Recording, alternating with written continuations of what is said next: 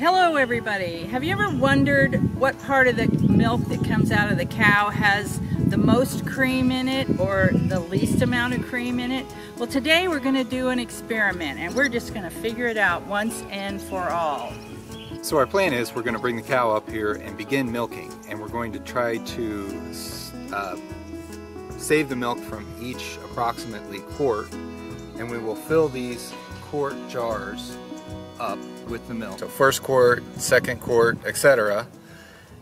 with the first milk that comes out onto the end. The theory to test is, does the cream in the cow also rise up to the top? Will the last milk be more cream rich than the first milk? We'll see. When we get the cow into the barn, we have two buckets that one of them will be milking into. The other one, when I feel like I have a quart of milk in it, I'm going to pour it into another one. And one of the children will bring that smaller bucket out here and let Jeremiah strain it with this cloth. We have a damp, clean, loosely woven cloth that we'll put down into the jars, and this will catch any debris that is in the milk. As much as we wash the cow, we can't absolutely guarantee that we get everything off of her, and there's always a piece of hair or something that falls into. That's why we have this cloth that we use as a strainer. I used to live in the country on a high lonesome hill. Oh, by day, by night, the whippoorwill.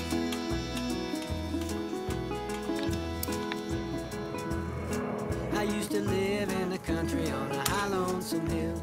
Crow by day, by night, the whippoorwill.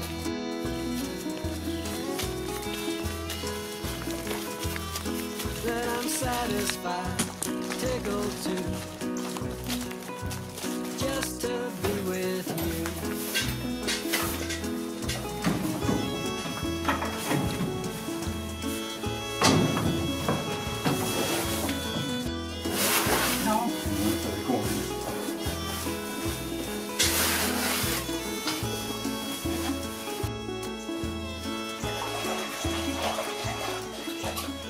Maya wants to try to milk. She has never done it before. So you're going to reach up there and you're going to pinch the top up with your, close the top up and then squeeze down. Look at you. You're getting, now do it again. You have to do it. Squish, squish, squish. There you go. I think look at you. You figured that out really quick. Now make sure you don't dig your fingernails into her, because she's, she can feel that. Well, you're my baby, you're the one. Throw your arms around me like a circle around the sun.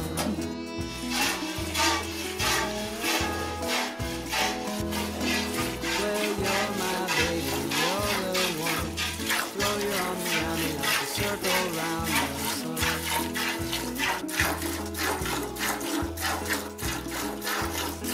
Well, I'm satisfied, tickled too. I've got my first quart, I think, so I'm going to just pour that in there and send it out. And we'll keep milking while they're doing their job outside.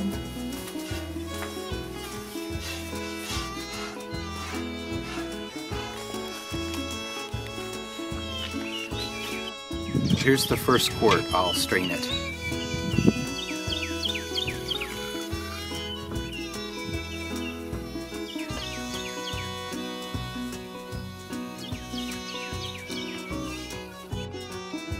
That was just over a quart, so we'll transfer this to the second jar, and then we'll strain the rest of this into there. Coming back home with a pocket full of tin.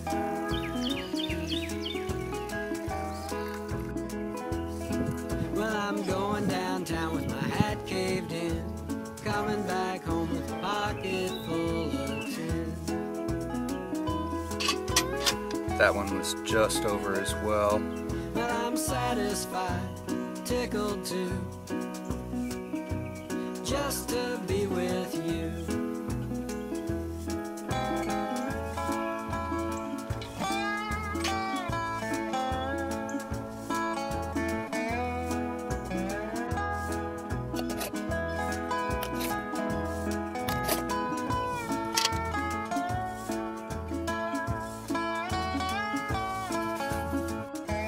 This is the last bucket full. I think it'll be more than this jar.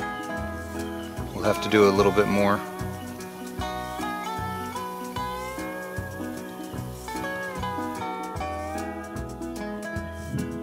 Well, I promise that I won't be gone too long. I'll be thinking about you every minute that I'm gone.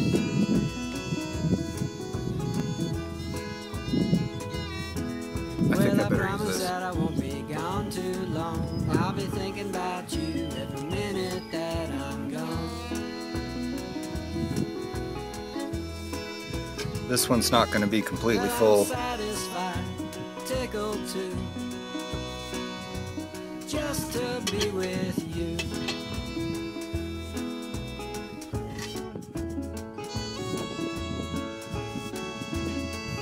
Alright, so 5 quarts and 3/4.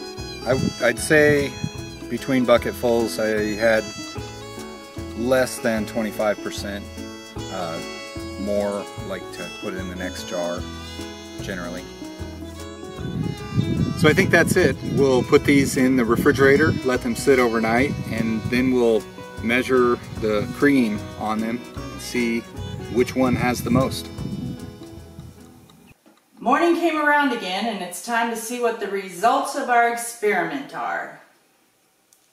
Well, here the jars are all in a row, but it's a little bit hard to tell even up this close across the board how they vary. It looks to me like these first 3 are pretty much the same. You know what, it would have helped a lot if they were all exactly the same full, because number 3 and number 4 aren't. Number 1 and number 2 look pretty much the same to me. Then we get down to number 3 where the level of in the jar is not the same, but I would guess the amount of cream is about the same. Number 4 appears to me to be a little fuller of cream. And then we get to number 5, and you can see a pretty big difference there between number 1 and number 5. Here's number 1 and number 5 side by side. You can see that there's quite a bit more cream in 5. And then this actually was the very last cream, and it's hard to judge on that whether there's more or less because the jar's not full. So I don't know where to place that, except that I know that these 2 jars are very different from each other. The reason that cream floats to the top in milk is because that the fat globules weigh less, and so they rise up to the top, where the milk part, the liquid milk part, is heavier and it hangs down to the bottom. Now Jeremiah seems to think that in the cow itself, while she's making the milk, that the cream rises to the top of her udder. Now that kind of doesn't make any sense to me, but I'm not a scientist in the true sense of the word, but I have a curious mind, and I like to test things out. So I think that in a way I'm my own little scientist. Give me some credit. I personally don't know why the cream holds up till the last, but I know when you milk that you always want to strip the end out really good so that you'll get the cream and not leave the cream in there. There are more than one reason to strip the cow out at the end and get all the milk that she's made, that she's letting down. You know, you don't want her to get mastitis, but you also want all of that good, rich cream. So thanks for joining us in our little experiment, and we'll see you next time.